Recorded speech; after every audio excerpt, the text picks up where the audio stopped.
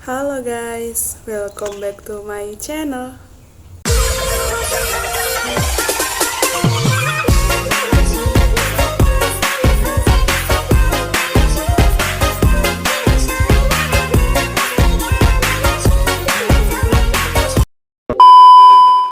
Assalamualaikum warahmatullahi wabarakatuh.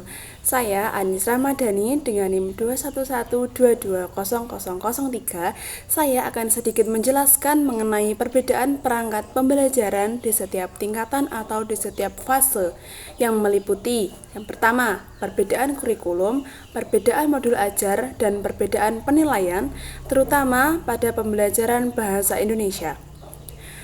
Saya membuat video ini disusun untuk memenuhi tugas mata kuliah penyusunan modul ajar bahasa Indonesia dengan dosen pengampu Bapak Lukman Hakim MPD. Selamat menonton guys.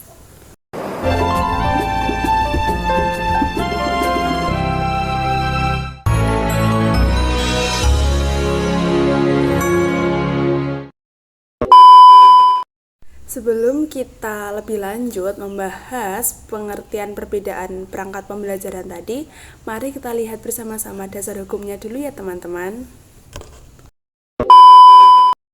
Nah, berdasarkan sumber di samping teman-teman, dilansir dari website Kementerian Pendidikan dan Kebudayaan, dapat kita lihat bersama bahwasanya dasar hukum perangkat pembelajaran kurikulum merdeka adalah Peraturan Menteri Pendidikan, Kebudayaan, Riset dan Teknologi Mendikbudristek nomor 12 tahun 2024.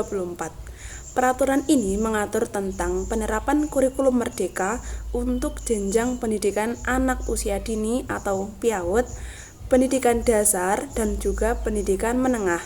Jadi dapat kita simpulkan bersama bahwasanya perangkat pembelajaran di setiap tingkatan atau di setiap fase pembelajaran itu yang meliputi kurikulum, modul ajar, dan juga penilaian pada jenjang sekolah dasar, sekolah menengah pertama atau SMP, dan sekolah menengah atas atau SMA itu berbeda dan masing-masing sudah diatur dalam dasar hukum tersebut.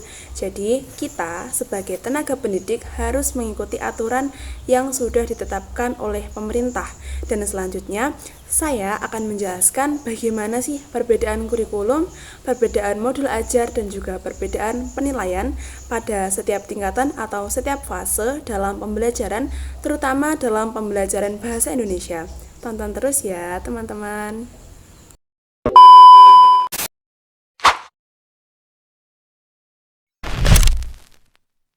Nah, yang pertama, saya akan menjelaskan bagaimana sih perbedaan kurikulum pada jenjang SD, SMP, dan juga SMA, terutama pada mata pelajaran bahasa Indonesia, yang memiliki perbedaan dalam hal cakupan, meliputi materi, tingkat kesulitan, serta fokus pembelajaran yang disesuaikan dengan perkembangan kognitif siswa di setiap jenjang. Di jenjang SD, kurikulum bahasa Indonesia ini berfokus pada penguasaan keterampilan dasar berbahasa seperti membaca, menulis, mendengarkan, dan juga berbicara. Siswa diajarkan untuk cara menulis kalimat sederhana, memahami teks cerita, serta berlatih menyusun kalimat dan juga paragraf dengan benar. Di SMP, kurikulum bahasa Indonesia mulai memperkenalkan siswa pada berbagai jenis teks seperti narasi, deskripsi, eksposisi, dan juga argumentasi. Penekanan ini diberikan pada pemahaman struktur teks, analisis makna, serta pengembangan kemampuan berpendapat dan menulis esai yang lebih terstruktur. Sementara itu, jenjang SMA, kurikulum bahasa Indonesia semakin mendalam dengan fokus pada analisis kritis terhadap berbagai karya sastra, pemahaman teks-teks ilmiah dan juga jurnalistik, serta kemampuan menulis karya ilmiah dan argumentatif yang kompleks. Nah, siswa diajak untuk mengeksplorasi berbagai aspek bahasa dan juga sastra, termasuk cerpen, puisi, novel, dan drama, serta memahami konteks sosial budaya di balik teks-teks tersebut. Dengan demikian, kurikulum bahasa Indonesia ini berkembang secara progresif dan mengalami penguasaan keterampilan dasar berbahasa di SD, penguatan kemampuan analisis dan pengenalaran di SMP, hingga kemampuan berpikir kritis dan kreatif di tingkat SMA.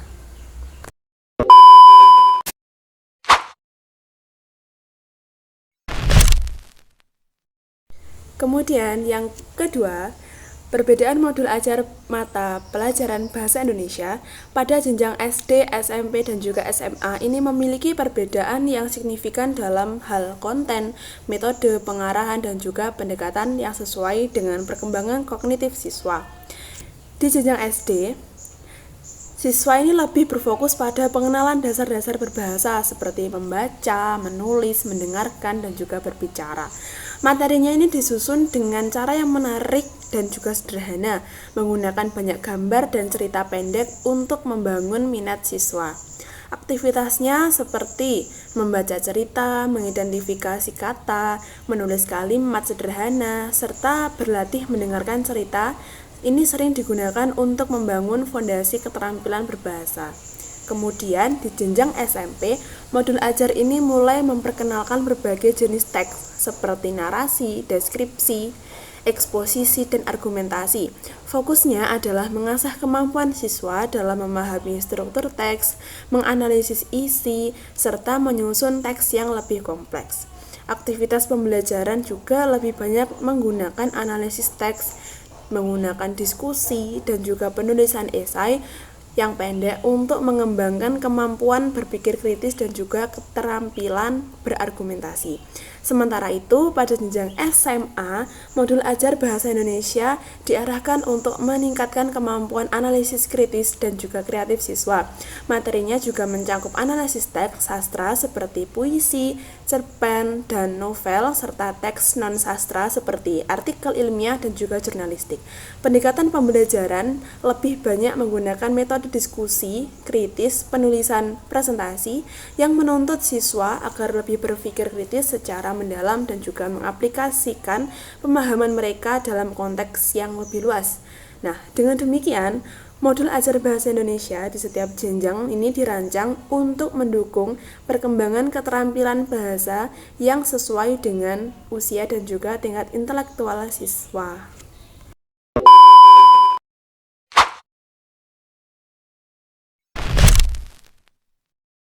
Yang terakhir atau yang ketiga, yaitu perbedaan penilaian mata pelajaran Bahasa Indonesia pada SD, SMP, dan juga SMA. Ini memiliki perbedaan yang mencerminkan perkembangan kompetensi siswa dari tahap dasar hingga tahap lanjutan. Nah, di jenjang SD, penilaian itu lebih menekankan pada aspek keterampilan dasar berbahasa, seperti kemampuan membaca, menulis, berbicara, dan juga mendengarkan. Penilaian dilakukan melalui tugas-tugas sederhana seperti membaca nyaring, menjawab pertanyaan dari teks pendek, menulis kalimat atau paragraf singkat, serta berbicara dalam diskusi kelas. Pendekatan ini bertujuan untuk memastikan siswa itu dapat memahami dasar-dasar dan juga bahasa, serta mampu menggunakan bahasa tersebut dalam kehidupan sehari-hari. Nah, pada jenjang SMP, penilaian ini mulai berfokus pada kemampuan siswa untuk memahami dan juga menganalisis berbagai jenis teks, seperti narasi, eksposisi, dan juga argumentasi. Sedangkan penilaiannya ini mencakup ulangan tertulis, analisis teks, penulisan esai pendek, serta penilaian proyek yang mengukur kemampuan berpikir kritis dan juga keterampilan berkomunikasi tertulis maupun lisan. Sementara itu, di jenjang SMA, penilaian ini lebih menjadi kompleks dan juga berorientasi pada analisis kritis serta kreatif terhadap teks sastra dan juga non-sastra.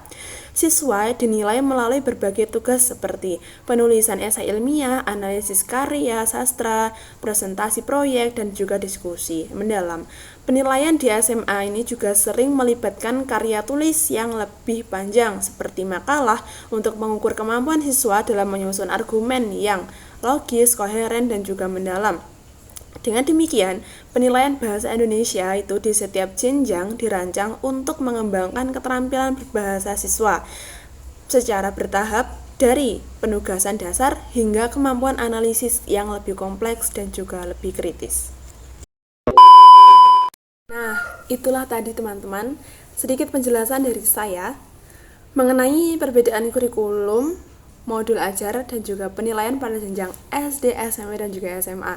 Dari penjelasan tersebut dapat kita simpulkan bersama bahwasanya setiap jenjang pendidikan itu memiliki karakteristik dan juga pendekatan yang berbeda-beda sesuai dengan tahap perkembangan kognitif dan juga kebutuhan belajar siswa. Perbedaan ini menunjukkan bahwasannya kurikulum modul ajar dan juga sistem penilaian tersebut disusun secara bertahap dan juga berkesinambungan untuk mempersiapkan siswa menuju jenjang pendidikan yang lebih tinggi dan juga tantangan kehidupan nyata di masa depan. Sekian sedikit penjelasan dari saya. Apabila ada kurang lebihnya, saya mohon maaf yang sebesar-besarnya. Terima kasih. Wallahul muwaffiq ila aqwamit thoriq. Assalamualaikum warahmatullahi wabarakatuh. Dadah, see you.